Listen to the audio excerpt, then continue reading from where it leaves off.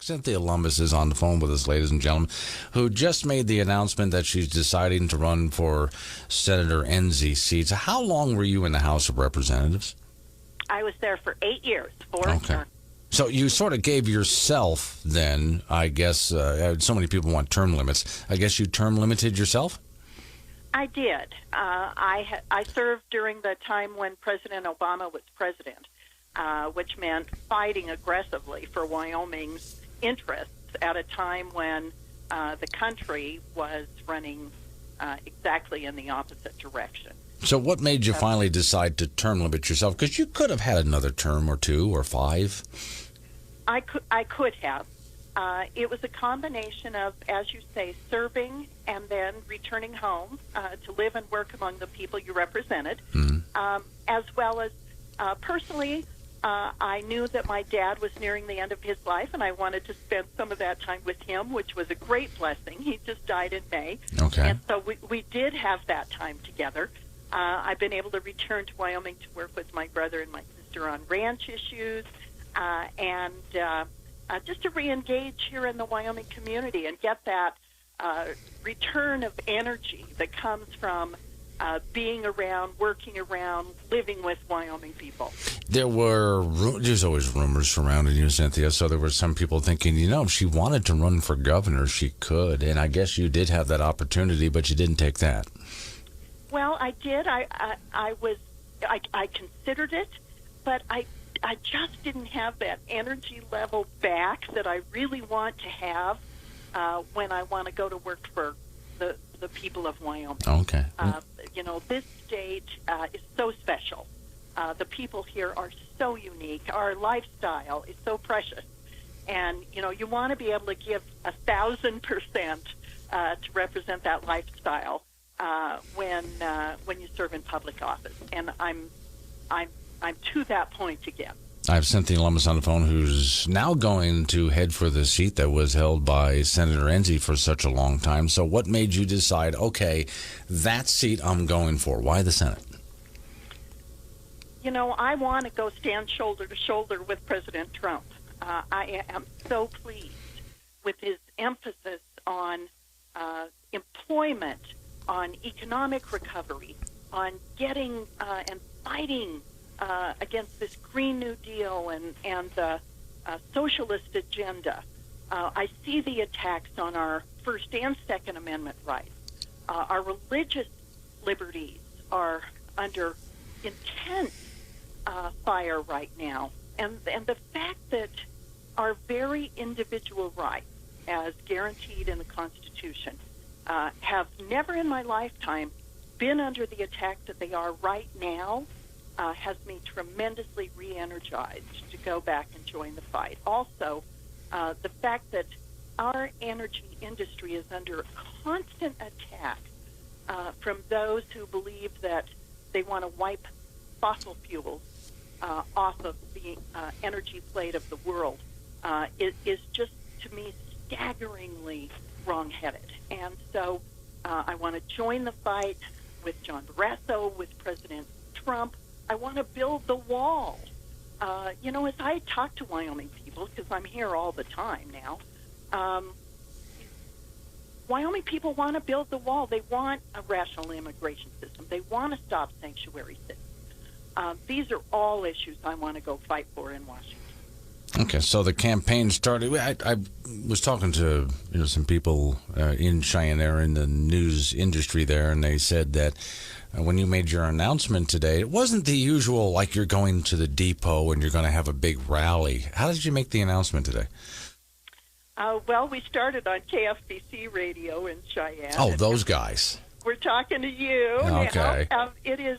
It's more reaching people in Wyoming through their radios, through their televisions, through their social media, because in the middle of summer, when everybody's busy with these wonderful summer activities, it seemed just to make more sense to do it this way. And in addition, Glenn, as you know, with yesterday being Statehood Day and the reopening of that grand old lady on 24th Street, our Capitol building, which is a stunner, an absolute stunner. The remodel is extraordinary. It just seemed like this was the right approach.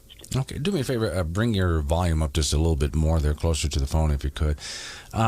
So if you're going to do this, then of course you got to get on radio all over the state of Wyoming and get the media behind you. But of course, this means road tripping across the state of Wyoming. You got trips planned. What's the campaign going to look like? Well, I am going to be making some trips around Wyoming, and it's easy for me to do because now I have agricultural land on both sides of the state. And so I travel Wyoming still a great deal, especially between the southeast Wyoming and Star Valley over on the western side of the state. So I will be making stops and getting started. Obviously, Wyoming people don't like long campaigns. It just wears on them. And so I wanted to, because I've made this decision, I wanted to make people aware that I am going to run and that I am going to get back out there in a capacity as a candidate, but that I want to do it in a way that is a little bit non-intrusive in this calendar year, and then, of course, really open up in 2020. Okay, so let's go ahead and do a little shotgun round, which you and I haven't done in a long time. I kind of miss these. Okay, so Gillette, Wyoming, just lost a lot of jobs. Big layoff there. You're going to have to go up to Gillette. What are you going to say to them? You know, first I want to hear their stories because some of the mines obviously are on the ropes because of the Obama administration's attack on coal. You know, they didn't even need Hillary Clinton to say, I want to put a whole bunch of coal miners out of work. Barack Obama did it for her. And he did it using environmental laws and making them so onerous that coal companies, utility companies could see the handwriting on the wall that the country was going to move in a different direction. But if they can do that to coal, they can do it to oil, and then they'll do it to gas. So we need to work with the Department of Energy and Energy Secretary Rick Perry on the federal level to make sure good research is being done on uses of coal that we can't even imagine today. The Integrated Testing Center in Gillette is working on coal technology and research. That's an outstanding public-private partnership. And furthermore, we need to make sure that there are good jobs available to coal miners, both those who go back to work in coal mining and those who move into oil and gas and other sectors within the Wyoming economy. These people are committed Wyoming families, and we want to work with them to help them realize their dreams right here in Wyoming. Federal bureaucracy, of course, slows that down. EPA, BLM, and you and I have talked a lot about a growing bureaucracy in Washington, D.C. What are your plans? Well, I am strongly committed to reducing our debt and deficit by cutting bureaucracy. And that is on the Trump agenda for his second term. And I want to stand shoulder to shoulder with President Trump as he initiates that agenda. You may recall, Glenn, that I was one of the founding members of the Freedom Caucus. One of my fellow co-founders of that caucus, Mick Mulvaney, is currently serving as acting chief of staff to President Trump. And so there are committed people within the White House who want to return to constitutional principles regarding how big the bureaucracy should be and what the bureaucracy should be doing.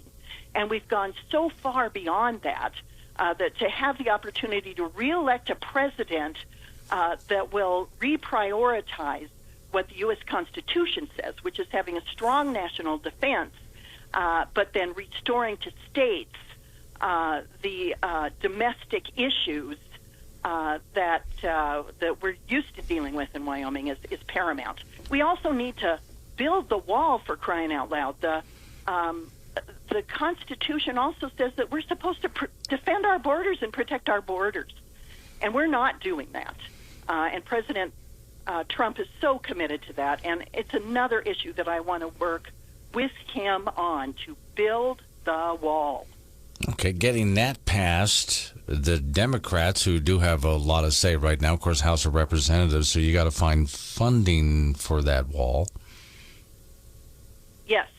And because that is a constitutional priority, we ought to be putting federal dollars where our constitutional priorities are and lightening the load on non-constitutional priorities. Now, of course, the Democrats are not going to want to go along with that. That's why it's so imperative to reelect President Trump so negotiations can occur with the Democrats. And once the president is reelected in a second term and people realize that he is for real, their denial about his initial election will dissipate because the American people will come out strongly and say, yes, we wanted this president.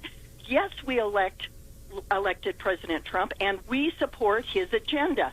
I think that's going to put the Democrats in a different posture in their negotiations with Republicans in the Senate as we go forward after 2020. Got time for one more quick question here. I know this is weighing on people's minds across Wyoming. Washington State, Oregon, not letting coal out of their ports. Wyoming is part of a lawsuit. What would you do in the Senate? Man, I tell you that I am so glad Wyoming joined that lawsuit, because that seems to me to be a violation of interstate commerce. And so good on Wyoming to defend our coal industry, our natural resources, and getting them into markets where they're going to be used regardless of whether the source is Wyoming coal or Australian coal. So this is tremendously important. Okay. In doing so, I want to work with Shelley Moore Capito and her colleagues. Shelley Moore Capito is a senator from West Virginia. They are as devoted to this fight as we are, and absolutely double down in our efforts to work with the president, who's also very pro fossil fuels, to make sure that our products can get to the markets where they're going to be needed and used.